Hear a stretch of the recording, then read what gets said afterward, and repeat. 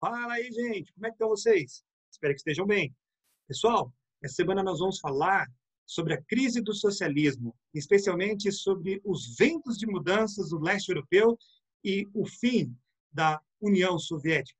Compartilho com vocês aí a nossa aula de hoje e espero que seja um tempo agradável de aprendizado de história com vocês nesses minutos aqui, gente. Bom, lembro sempre das nossas atividades semanais. Nós estamos chegando na segunda semana do ciclo 3, está no finalzinho, mas não desanime, pessoal. Vamos ficar firmes aí. Assistam a videoaula. Peço a vocês também que façam a leitura das páginas 134 a 136 do capítulo 12 e uma página apenas de atividade, a página 138 do capítulo 12, tá bom, galera? Qualquer dúvida, participem no fórum comigo lá, sala virtual, na segunda-feira, a gente vai estar lá para contribuir ainda mais para a formação do conhecimento de vocês. Conto com a sua presença, tá bom, gente? Vamos então para a nossa aula aí sobre os ventos de mudanças no leste europeu.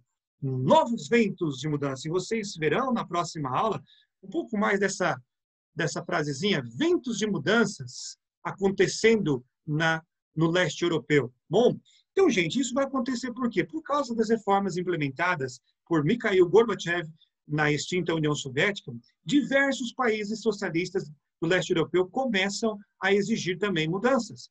Muitas manifestações começam a surgir, exigindo uma reestruturação econômica, abertura política nesses países. Essas manifestações, algumas delas foram pacíficas, enquanto outras violentas em alguns países. As pacíficas foram especialmente na Hungria, Polônia e na Tchecoslováquia. Acompanhe comigo um pouquinho sobre cada uma delas. Na Hungria, o governo vai acabar decretando a dissolução do regime comunista e adota, consequentemente, o pluripartidarismo, estabelecendo eleições, findando assim o socialismo de forma extremamente pacífica. É uma pena que, posteriormente, por 3 eleições seguidas, Orbán será escolhido primeiro-ministro e esse camarada tinha um sério problema com etnias, num discurso centrado muito na etnia magyar, né, dos húngaros, e infelizmente também acabou fechando a porta para os imigrantes. O medo dos imigrantes, inclusive na crise dos imigrantes que a Europa passou também, eles fecharam as fronteiras para esses imigrantes. Bom, gente? Bom, continuando, nós temos também da Polônia. Na Polônia, sob a liderança de Lech Walesa, que foi um dos fundadores de um grupo chamado Solidariedade, que eram operários poloneses que pediam por melhores condições de vida, maior liberdade dentro do seu país. Diversas manifestações vão levar a uma realização de eleições livres em junho de 1989. E essa eleição faz com que o Lech Walesa seja eleito o presidente do país, findando assim o socialismo na Polônia. Outro país que nós falamos que foi de forma pacífica foi a Tchecoslováquia. Aconteceu num movimento conhecido como Revolução de Veludo, que vai acabar, né, conquistando eleições livres também, como aconteceu aí na vizinha Polônia da Tchecoslováquia. E isso acontecerá em 1993, e vai acontecer, perdão, a eleição, e aí em 1993, para realmente concluir essa separação da União Soviética e da influência soviética, vai haver a divisão dos países em 2, a República Tcheca e a Eslováquia. Como vocês veem, a República Tcheca ao norte e a Eslováquia mais ao sul. A antiga Tchecoslováquia se transformou em 2 países. Também houveram manifestações de saída do socialismo mais violentas. Acontecerá especialmente na Romênia. A Romênia estava sob a liderança de um ditador, Nicolae Ceausescu, e diversas manifestações vão ser feitas contra ele, e essas manifestações serão extremamente violentas. Uma onda de revoltas atinge as várias cidades da Romênia, e, em especial, vão prender, então, o Nicolae e sua esposa, e vão terminar essa onda de revoltas com fuzilamento, né, sendo transmitido pela TV local. Essa é uma foto real do fuzilamento do Nicolae Ceausescu e da sua esposa. Após a morte dele, vão ser estabelecidas eleições livres pelo país, findando assim o socialismo na região ou sob a influência soviética. Bom, a Alemanha também é muito interessante nesse contexto aqui do leste europeu. Gente, é interessante aqui pensarmos o seguinte: a União Soviética não estava mais em condições financeiras e políticas de sustentar o regime da Alemanha. Eram diversos problemas que tinham. Primeiro, o alto custo, né, de sustentar isso. Só lembrando, então, que a Alemanha ela foi dividida em duas partes, logo após a Segunda Guerra Mundial, uma sob influência soviética, que é a Alemanha Oriental, e a Alemanha Ocidental, que é sob a influência dos três países, a Estados Unidos, França e Inglaterra. Berlim também vai ser dividida da mesma forma.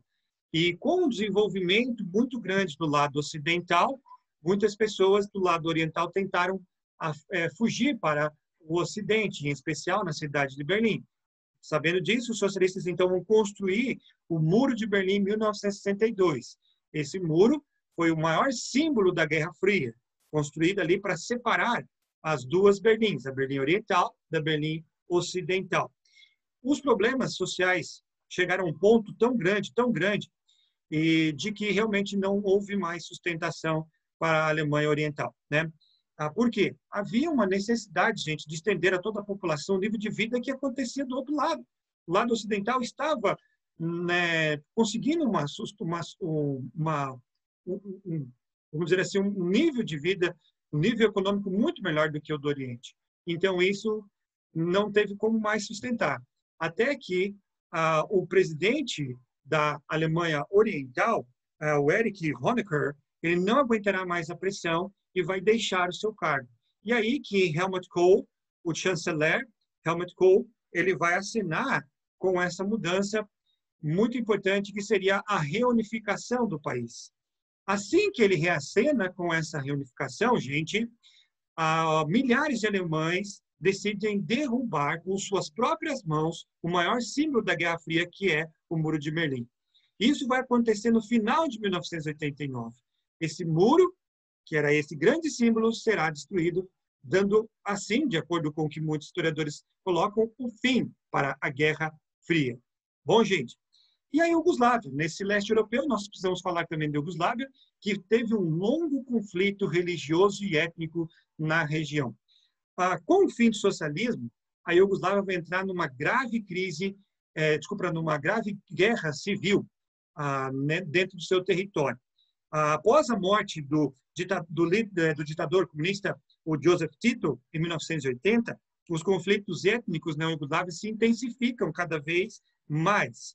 Bom, para você ter ideia, em 1991, durante a crise nos países socialistas, a Eslovênia e a Croácia aproveitam para declarar a sua independência.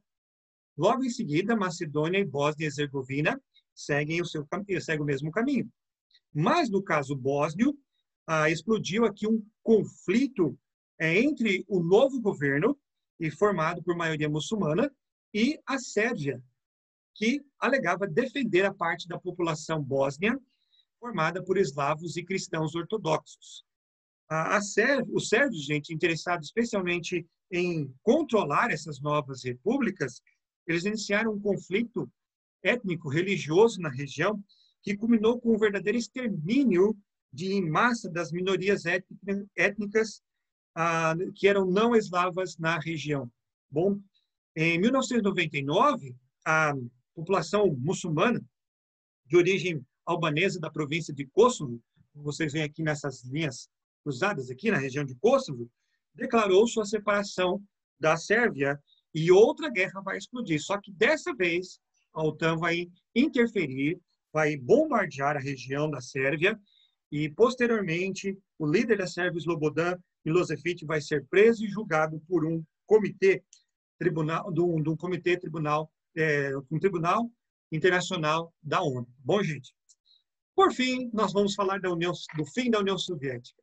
A dissolução dos regimes comunistas no país leste europeu só mostrou realmente o que algo natural poderia estar acontecendo, que era o fim da extinta União Soviética, né? Era a extinção da União Soviética. O prestígio de Gorbachev foi lá para baixo, certo? E para agravar ainda mais, surge dentro União Soviética é uma questão chamada questão das nacionalidades. Isso vai agravar ainda mais a crise, tá bom, gente? Nessa abertura política proposta lá por Gorbachev, diversos movimentos nacionalistas começam a surgir, por exemplo, dentro da Ucrânia, Belarus, Cazaquistão, Geórgia, Lituânia, Estônia, Lituânia e outras repúblicas que formavam a União Soviética. E para agravar ainda mais a crise política, em 1991, os conservadores vão tentar um golpe prendendo o Gorbachev.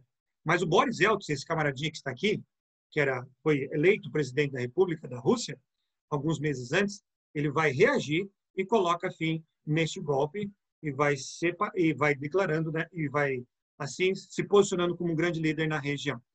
E, por fim, em 1991 ainda, dezembro de 1991, Yeltsin ele vai assinar um acordo com a Ucrânia e Belarus, que na prática acabava com a União das Repúblicas Socialistas Soviéticas. Essas repúblicas que estavam se tornando independentes, 11 delas, das 15, elas vão formar inicialmente a Comunidade dos Estados Independentes, a CEI, e posteriormente cada uma delas se tornará livre e independente como são ainda hoje. Bom, gente, é isso aí, nossa aula de hoje.